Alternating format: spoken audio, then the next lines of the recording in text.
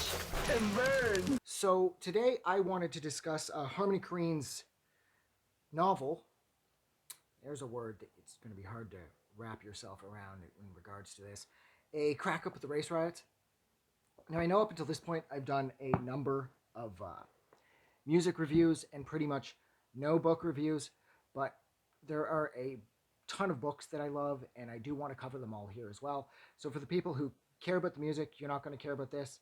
And it's almost like nobody reads anymore, so no one's going to care about this. But I don't care about that because I fucking love reading. And like I said, there's a ton of books I want to cover here. And that is what I'm going to do. And I think, like I said, I'm going to start with, well, assuming this is the first one that goes up, with Harmony Korine's A Crackup at the Race Riots.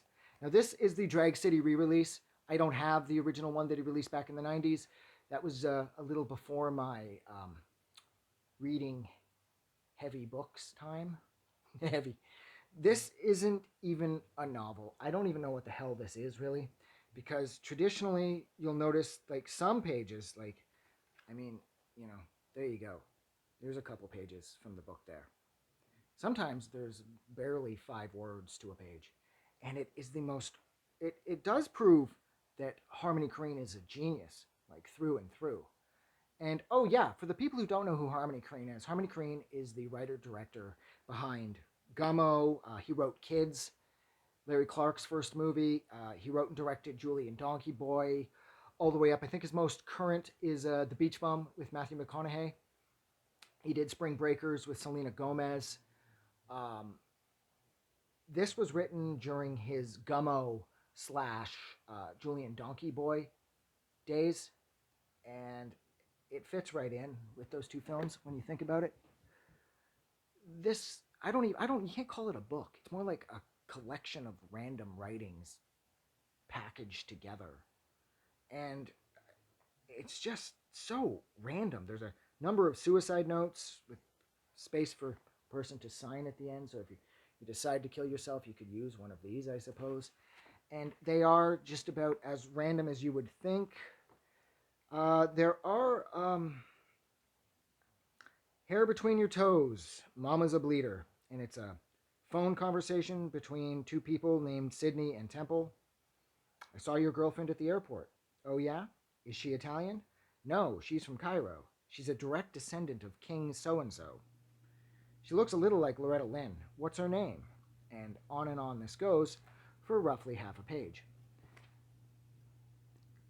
It's a difficult book to talk about because there's no narrative direction. Apparently, according to him, it is about race riots. I remember when he was on, I think it was Letterman. The only thing I remember him saying is that the Jews live in the trees. And that should pretty much sum up how this book goes. It doesn't make any sense, but that's kind of one of my favorite things about his writing, is it's completely random, but maybe there is some point to it that's just over my head because I'm not brilliant like he is. I'm not 100% sure about that one. My favorite part of the book, though, is Rumors, and he has a character sort of touch on this in Gummo, the guy that picks up Chloe Sevigny and her sisters to go and look for Foot, their cat, when he's trying to have sex with them. He says that he writes for a tabloid magazine, and he writes rumors, and then he recites a bunch of rumors that Harmony Korine has written himself, of course, because Harmony was the writer-director. Like, he writes things like Jessica Tandy had an elongated vagina, Dom DeLuise choked on a birthday candle, Ray Bradbury had scoliosis, and of course, none of these things are true. They are rumors, and that's kind of the point, and there are a bunch of them here. They're all really fun to read. Let's see. Fred Savage eats frog's legs. Tim Buckley had diabetes. Johnny Rotten collects baseball cards. Karl Marx used to play the viola. Henry Fonda owns stock in Honda. Henry Fonda owns stock in Honda. It's like a title of a book right there. But yeah, this is, see, here's a perfect example of being next to nothing on a page. And what does that say? It says, my brother had a heart attack snorting cocaine off the cover of a Pete Seeger album. That's the entire page. And that, in a lot of ways, again, like everything else I've mentioned, sort of sums this book up perfectly. Is it completely random? Or is it just something that is over everyone's head because Korine is smarter than the rest of us? Maybe. I don't know. Either way, you can tear through this book in, I'd say, less than an hour, maybe 2 at most. A mistress is something between a master and a mattress. Now that's classy. That's classy. Like I said, you can blow through this fairly fast because of the odd amount of writing from page to page. Sometimes the pages are completely full, but the majority of the time they're not. There's only a few sparse words here and there.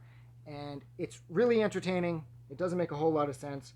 And I'm really happy that Drag City decided to re-release it a few years back, because otherwise I never would have been able to get my hands on the original, because they want like hundreds of dollars for it on Amazon. But yeah, so look, I've been talking about this book that doesn't make a lot of sense for a little over 6 minutes. So I'm going to go. So thank you so much for sitting with me while I discussed Harmony Korine's A Crackup with the Race Riots. It's awesome. If you can track down the Drag City copy, I suggest you do. But there's probably digital versions available now because, like I said, nobody really wants to read anymore. But yeah, so look, I'm going to go. And you guys have a good night. I just wanted to say thank you for making it through the entire video. I really appreciate it. And I'm going to remind everyone one more time, even though I've probably already done this in the video that you just watched, to please click the like button as well as the subscribe button because it helps this channel grow. And thank you for hitting like and subscribe, and we will see you guys really soon.